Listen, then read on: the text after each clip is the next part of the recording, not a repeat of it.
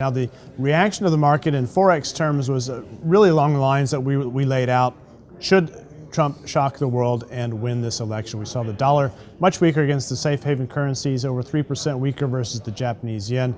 Euro dollar rising by a little bit less than that, so more amplitude in the yen. Swiss franc was also strong, and then we saw the dollar strength against the less liquid currencies, the risk-on currencies, and among those, of course, the Mexican peso. Now, as we've transitioned into and gotten a clear picture that it does appear Trump will win, we're actually seeing the market consolidate again and settle a bit. And I think there are a couple of things we can look at.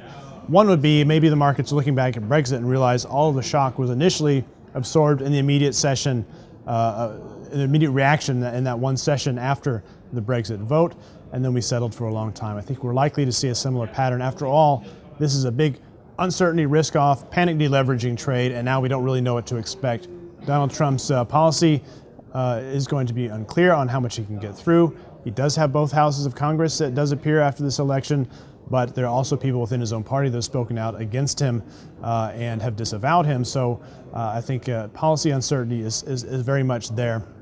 And a lot of that policy uncertainty could actually be dollar supportive if we're talking about economic growth, tax cuts, repatriation of dollars, et cetera, out into the new year. I think the only thing we can be fairly sure of is that Janet Yellen's time at the Fed is winding down, and at maximum she will be there as the Fed chair until her term runs out in early 2018.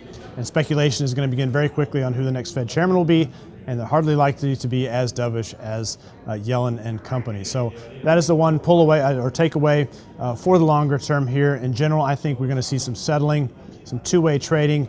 Maybe we've already seen the full amplitude of the reaction, and we can get back down to looking at longer term trades that we like, such as dollar yen higher, assuming the US doesn't go into recession, rates head higher, versus those fixed Japanese yields out the curve as the Bank of Japan sits on that yield curve and controls it.